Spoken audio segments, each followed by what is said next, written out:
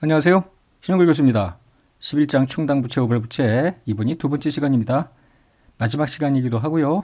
충당부채의 측정, 충당부채의 변제 및 사용, 그리고 충당부채를 인식하고 측정하는 그 기준의 적용에 대한 추가적인 고려를 설명하겠습니다.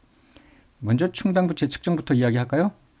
충당부채는 추정치라고 했죠. 즉 보고기간 말에 최선의 추정치로 충당부채를 인식한다라는 겁니다. 이때 최선의 추정치란 의무를 이행하거나 제3자에게 이전하는 경우에 합리적으로 지급해야 되는 금액을 이야기하죠. 이때 구체적인 추정치로는 기대값, 즉 확률 가중치죠. 중간값 혹은 가능성이 가장 높은 금액 중에 하나를 최선의 추정치로 선택하라는 이야기입니다. 예를 들어 다수 항목과 관련되는 충당부채를 측정하는 경우에는 기대값을 사용하고요. 가능한 결과가 연속적인 범위에 분포하는데 각각의 발생 확률이 같다면 중간값을 사용하면 되겠습니다. 한편 발생 가능성이 두 가지야. 하나는 요만큼, 하나는 크게 발생할 것 같아. 그럼 당연히 가능성이 가장 높은 단일의 결과를 사용하면 되겠습니다. 예제 2번을 한번 볼까요? 해저 유전 개발과 관련된 충당부채 이야기인데요. 갑회사는 해저 유전을 운영한대요. 그에 관한 면허 계약에 의하면 석유 생산을 종료할 때 유정 굴착 장치를 당연히 제거해야겠죠. 그리고 해저를 원상복구하래요. 최종적인 원상복구의 원가의 90%는 유정 굴착 장치를 제거하고 그 장치 건설로 인해 발생한 해저 손상 부분을 원상복구하는 데 관련이 되고요. 나머지 10%의 원상복구 원가는 석유 채굴과 관련해서 발생을 한다라는 가정입니다. X1년 말 현재 굴착 장치는 건설이 되었으나 석유는 아직 채굴되지 않은 상태다라고 가정을 합니다. 이때 1년도에 재무제표에 해저 유전의 원상복구 의무를 어떻게 보고해야 되는지 살펴보자라는 겁니다. 유정 굴착 장치를 건설한다라는 이 사실은 의무 발생 사건이에요. 왜냐하면 건설과 함께 유정 굴착 장치를 제거하고 해저의 원상복구 의무를 발생시키기 때문에 이것이 바로 충당부채를 인식해야 되는 의무 발생 사건으로 봅니다. 이때 이 의무를 이행하기 위해서 미래 경제적 효익을 갖는 자원의 유출 가능성이 높죠. 금액만 제대로 추정할 수 있으면 충당부채를 인식을 해야 되는데 금액은 어떻게 하기로 했냐면 1년도 말 현재 재무제표에는 이 굴착 장치를 제거하고 해저 원상 복구와 관련되는 최종 원가의 90%를 최선의 추정치로 충당부채를 인식해야 되겠죠. 왜 100%가 아니냐면은 나머지 10%의 원가는 석유 채굴이라는 과거 사건이 아직 발생하지 않았잖아요. 채굴은 시작되지 않았다고 X1년 말 현재 가정을 하죠. 따라서 90%에 해당되는 금액만 충당부채로 인식하면 됩니다. 예제 3번도 볼까요? 갑은 제품을 구입한 후 6개월 이내에 발생하는 제조상 결함이나 다른 명백한 결함에 따른 하자에 대해서 제품 보증을 실시한대요. 만일 1년도에 판매된 제품에서 중요하지 않은 결함이 발견되면 10만 원의 수리비용, 치명적인 결함이 발생하면 50만 원의 수리비용이 발생할 것으로 예상이 되는데 과거 경험 혹은 미래 예측 결과를 토대로 살펴보니 판매된 제품 75%에는 하자가 없대요. 20%는 중요하지 않은 결함이 발견될 걸로 5%는 치명적인 결함이 있을 것으로 각각 예상을 했다고 가정합니다.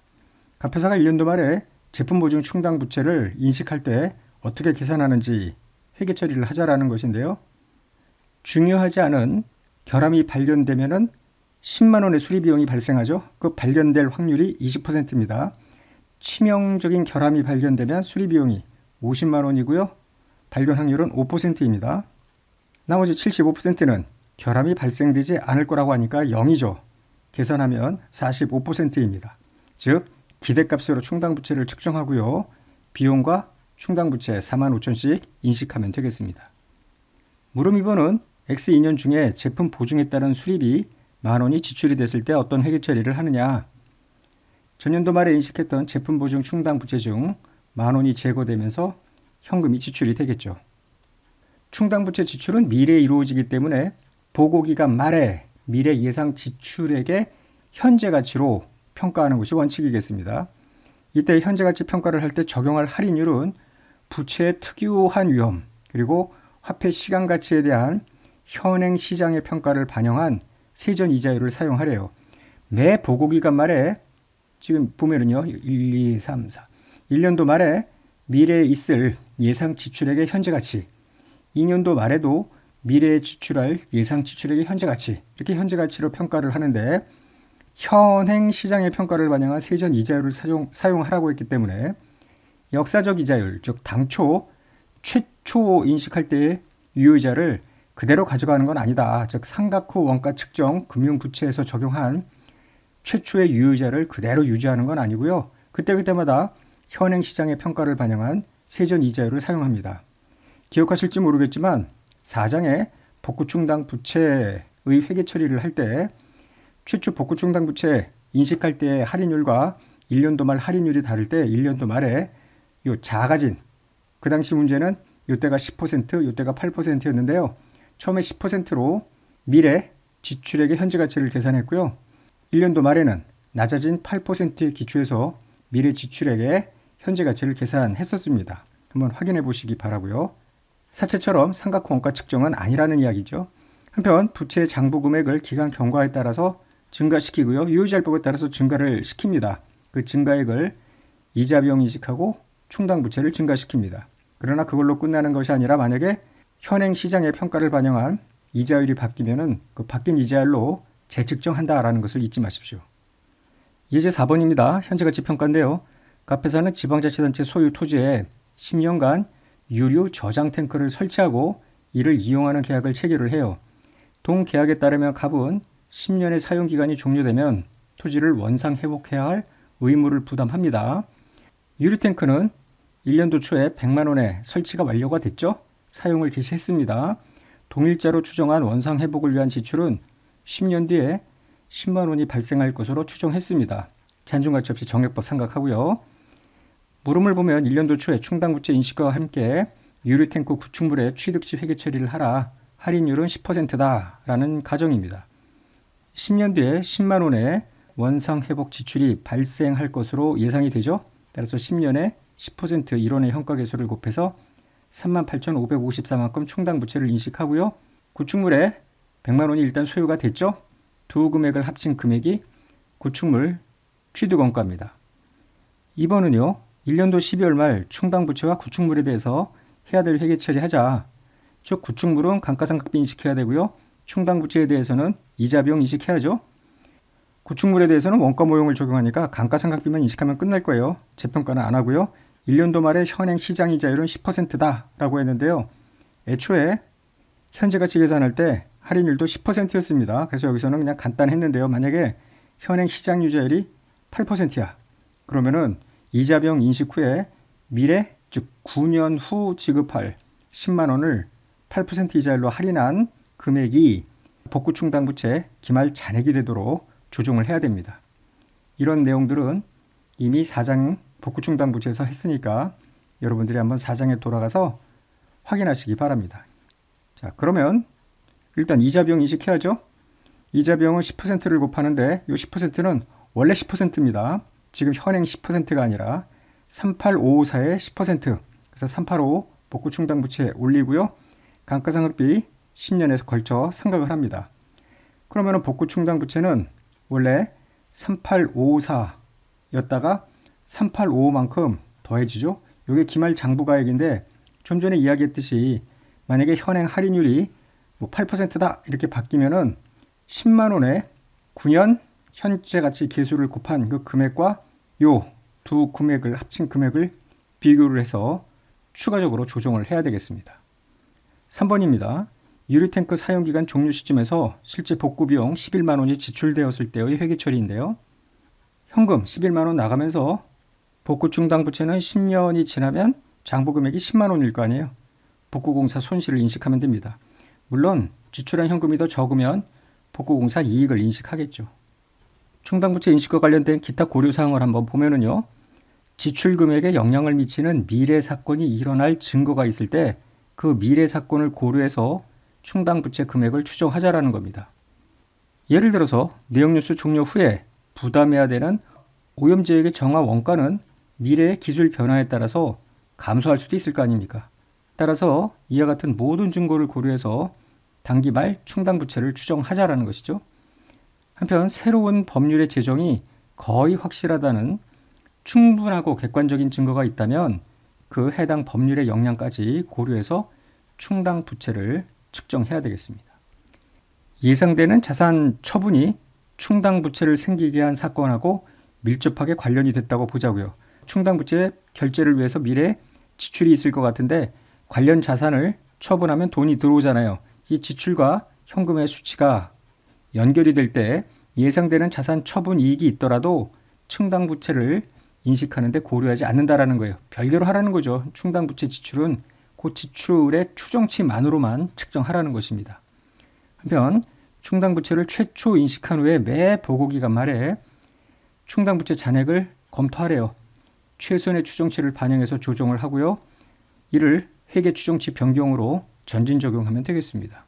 한편 의무 이행을 위한 자원의 유출 가능성이 높지 않게 되었다면 충당 부채를 환입하면 되겠습니다.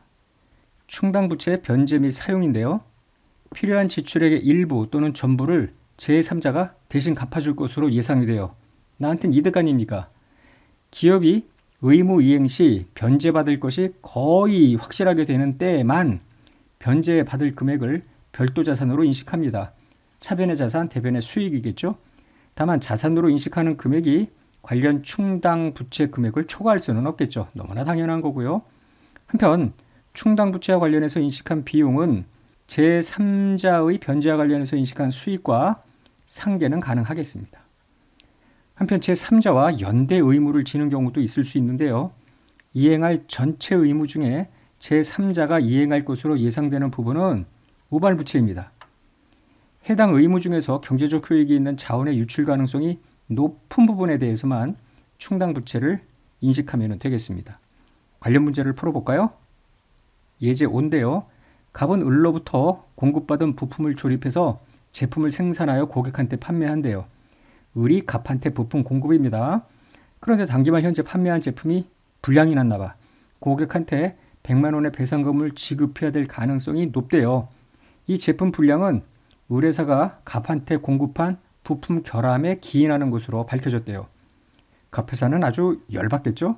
그러니까 불량이 너 때문에 생겼으면 네가 상당 부분은 갚아라. 뭐 이렇게 사전에 약정을 맺었을 가능성이 높아요. 물음 1을 보면 갑이 고객에게 100만 원의 배상금을 지급하면 갑이 을에게 부품 결함에 대한 책임을 물어 배상금의 40%를 변제받을 것이 거의 확실하대요. 이때 어떻게 회계 처리하느냐라는 건데요.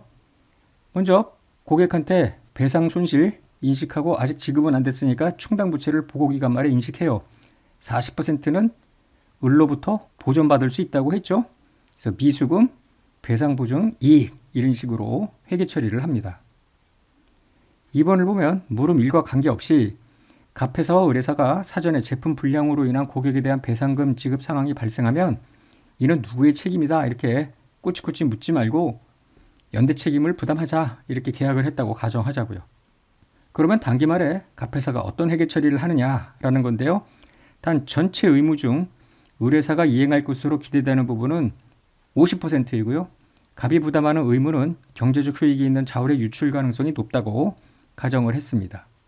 그럼 전체 배상금 중 50% 50만 원은 충당 부채로 인식을 하고요. 전체 배상금 중 을이 부담할 것으로 기대되는 50% 50만 원은 우발부채로 공시하면 됩니다. 따라서 갑회사 부담분만 비용 잡고 충당부채 인식하면 되겠습니다. 충당부채 인식과 측정 기준 적용과 관련된 추가적인 내용을 한번 보는데요. 자, 미래의 예상 영업손실은 앞에서도 얘기한 것처럼 아직 과거 사건이 발생하지 않았기 때문에 부채 정의에 부합하지 않습니다. 따라서 충당부채 인식 기준도 충족을 하지 못하죠. 따라서 충당부채를 인식할 수 없습니다. 다만 미래의 영업손실이 예상되는 경우에 관련 자산에 대해서 손상검사를 수행하고 손상차손을 별도로 인식할 수는 있겠습니다. 손실부담 계약인데요. 앞에서도 몇 차례 손실부담 계약이 나왔죠. 정의는 이렇습니다. 계약상의 의무를 이행을 해야 되는데 의무 이행에 수반하는 회피 불가능한 원가가 있을 거예요.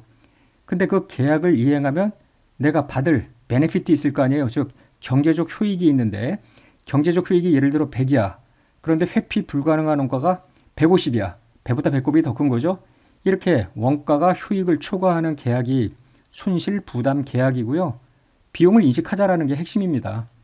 이때 회피 불가능한 원가는 얼마인가? 자, 1과 2 중에 큰 금액으로 하라는데 계약 이행을 위해서 필요한 원가가 있고요. 계약을 이행 못했을 때 내가 물어줘야 될 보상금이나 위약금, 이 둘 중에 작은 금액입니다. 예를 들어 계약 이행을 위해서 내가 필요한 원가가 150이야. 그런데 보상금이나 위약금이 160이야. 그럼 150으로 하라는 이야기예요. 만약에 위약금이 130이면 아예 안 하고 말지. 뭐로 더 진행을 합니까? 위약금만 물어주고 끝나겠죠. 그래서 둘 중에 작은 금액이 회피 불능 원가입니다. 이때 만약에 1번 계약을 이행하기 위해서 필요한 원가는 이런 것들이 들어가요. 계약 이행에 필요한 증분원가, 노무원가나 재료원가 당연히 들어가고요. 감가상각비와 같은 원가 배분액까지 모두 반영을 한다라는 거죠. 손실부담 계약의 예를 한번 들어보면 이런 거예요. 매입하기로 취소불능 계약을 체결을 해요. 하나에 100씩 매입해야지 라고 했는데 당해자산의 매입 가격이 확 떨어져 버려. 예를 들어 80, 70 이렇게 낮은 금액으로 살 수도 있었는데 100에 사야 되니까 상대적으로 손실이 생긴 거 아닙니까? 손실부담 계약입니다. 리스로 사용하던 자산이 있는데요. 더 이상 사용할 필요가 없게 되었어요. 근데 취소 불능 리스 계약이기 때문에 만약 남아있는 기간이 몇 년 남아있는 아직 잔여 기간이 꽤 남아있음에도 불구하고 리스료를 계속 부담해야 되는 경우에도 손실부담 계약이 되겠습니다. 한편 상대방한테 보상 없이 해약을 수 있으면, 즉 내가 위약금 같은 것을 주지 않아도 끝낸다면 이는 손실부담 계약이 아니겠죠. 당사자 간의 권리와 의무를 발생시키는 계약이 특정 사건으로 인해서 손실부담 계약이 될 때 이때 비로소 차변의 비용, 대변의 충당부채를 인식하는 것입니다. 다만 손실부담 계약에 대해서 충당부채를 인식하기 전에 관련 자산에 대한 손상차손을 먼저 인식할 필요가 있겠는데요. 관련 문제를 풀어보겠습니다. 예제 6번인데요. 갑은 1년 초에 고객 A에게 특정 제품을 생산해서 납품하는 계약을 체결을 해요. 제품 생산을 위해서 기계장치를 취득을 했는데 납품 계약 기간은 2년입니다. 이 기간 동안 매년 제품 100개를 생산해서 고정 가격인 150으로 납품하기로 했습니다. 그런데 1년 중에 제품 생산에 소요된 원재료 수입 가격이 엄청 올랐나 보죠. 따라서 제품 제조원가가 예상보다 대폭 증가하여 장기간 지속될 것으로 예상이 된다라고 했고요. 1년도 말 현재 갑이 납품 계약에 따라 계속 제품을 생산해서 납품한다면 원가는 6만 5천이 발생할 것 같은데 중도에 해지하려면 6만의 위약금을 지급해야 된대요. 여기서 기대되는 경제적 효익은 매출 15,000으로 보겠다는 겁니다. 물음은 갑회사의 납품 계약은 1년도 말 현재 손실부담 계약에 해당하느냐? 만약 그렇다면 어떤 회계 처리를 해야 되느냐? 단 기계장치의 손상차손은 고려하지 말아라 이런 이야기입니다. 앞에 자료를 보면 계약 이행을 위해서 소요되는 원가가 6만 5천입니다. 이 6만 5천이 경제적 효익 15,000을 5만 원 초과하죠. 이 금액과 이게 1입니다. 위약금이 앞에 2입니다. 둘 중에 작은 금액이 회피불능 원가이기 때문에 손실 잡고 충당부채 잡고 이렇게 회계 처리하면 되겠습니다. 2번으로 가보면 물음 1에서 기계장치의 사용가치가 감소하였고 이로 인해서 1년도 말 현재 기계장치에 손상차손 2만이 발생했다고 가정하자고요. 그럼 손상차손을 먼저 인식해야죠. 따라서 손상차손 먼저 인식하고요. 전체 5만 원 중 2만 원을 먼저 인식했으니까 계약 손실은 3만입니다. 3번 물음 1번에서 계약 해지 시 위약금이 4만 원이래요. 그럼 다시 가서 해지 시 위약금 요게 4만 원입니다. 그럼 4만 원과 5만 원 중 작은 금액은 4만 원이죠. 즉 4만 원으로 계약 손실, 손실부담, 계약 충당부채를 인식하면 되겠습니다. 자, 마지막으로 구조조정, 충당부채가 있습니다. 기업이 구조조정을 하려고 하는데 상당한 지출이 있을 수 있죠. 그걸 미리 충당부채로 인식할 수 있다는 거예요.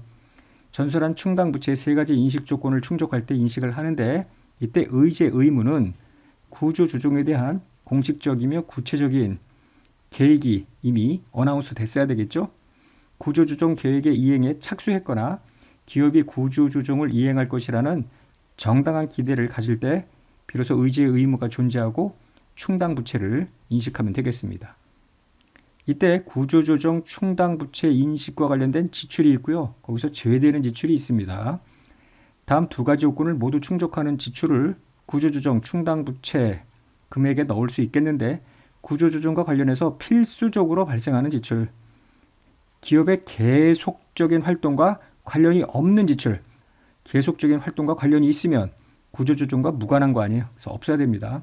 반면에 나머지 것들은 일반관리 비용과 관련된 거예요. 계속 근무하는 직원에 대한 교육훈련과 재배치 비용, 마케팅 관련 비용, 새로운 제도와 물류 체제의 구축에 대한 투자 같은 것은 구조조정과 무관하다고 봐야죠. 여기까지 해서 11장 충당부채와 우발부채의 회계 처리에 대한 모든 설명을 마치겠습니다. 복습 많이 하시기 바랍니다. 끝내겠습니다.